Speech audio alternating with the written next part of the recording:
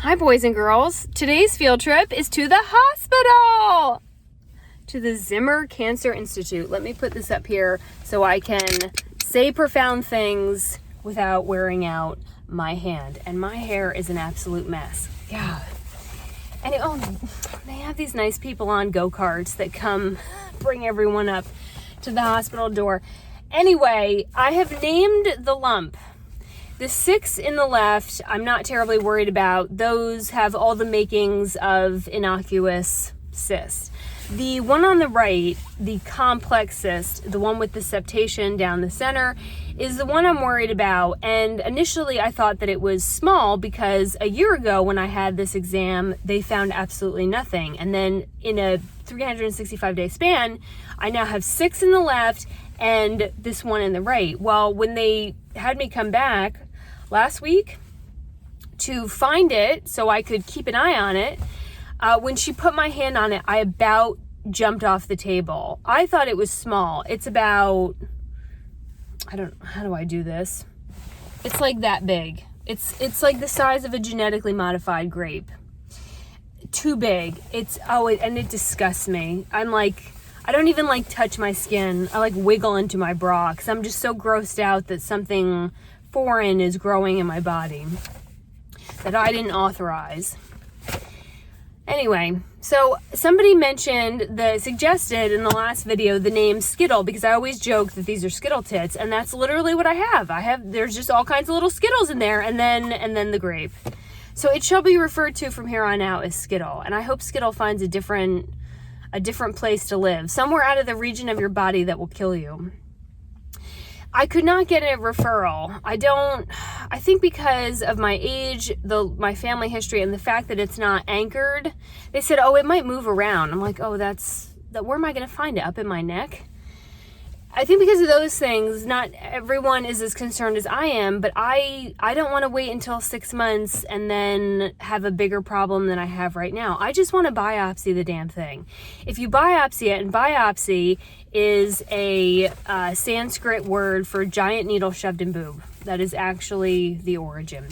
They stick this needle in your boob and they draw out the material in the cyst and then analyze it to tell if it's cancerous or not. And to me, that's just like an obvious next move.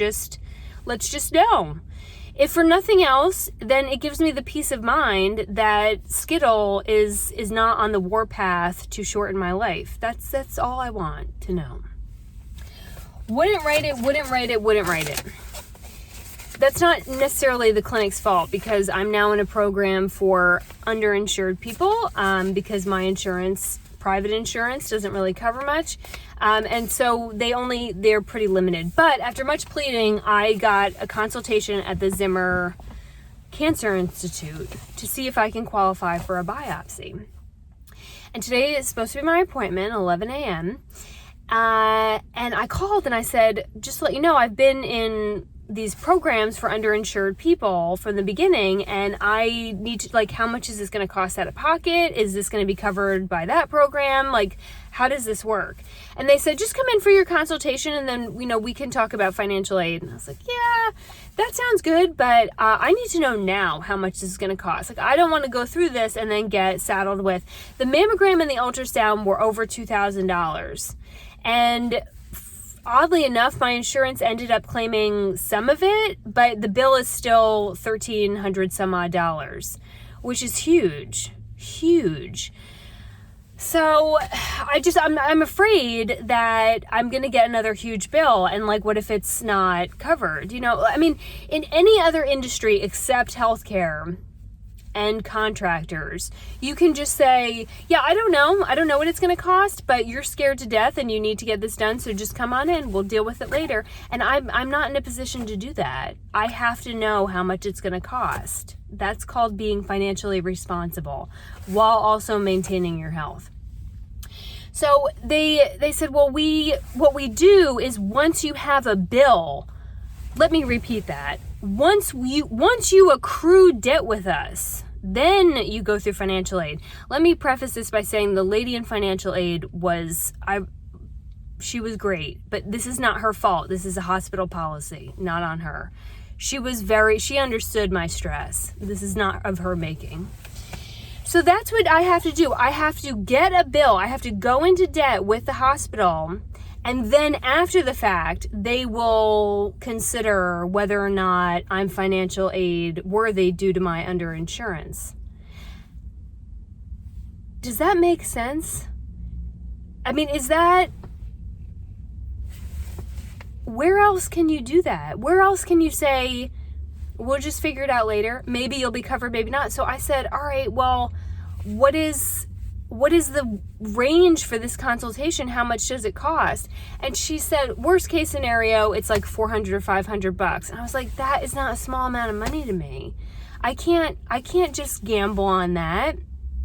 And then I have this bill sitting there, and if you don't pay your bill, it goes up and up and up. I can't do that. And so that's the deal.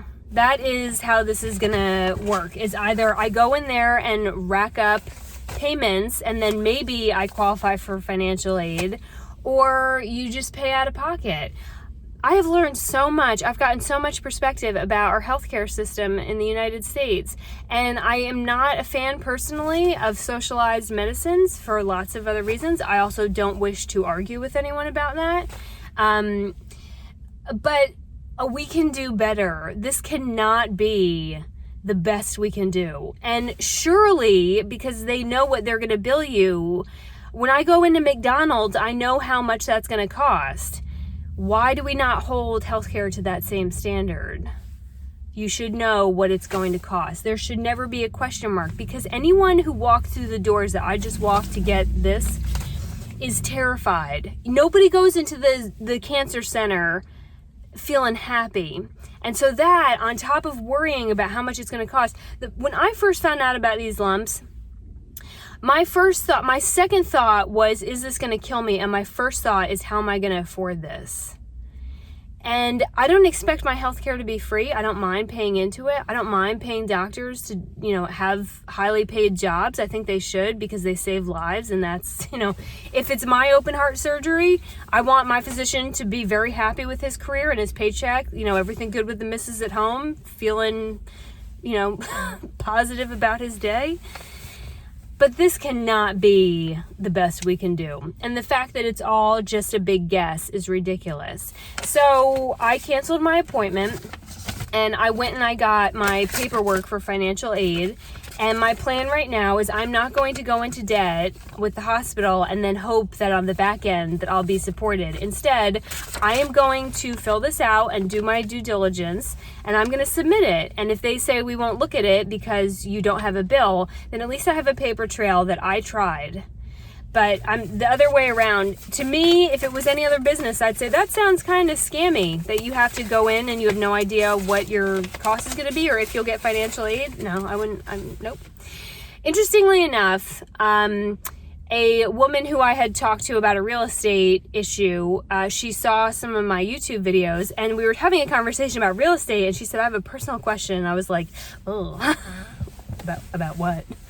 She had seen some of these videos, and she said she had a friend who is a retired nurse or a retired oncologist. Her husband is a retired radiologist.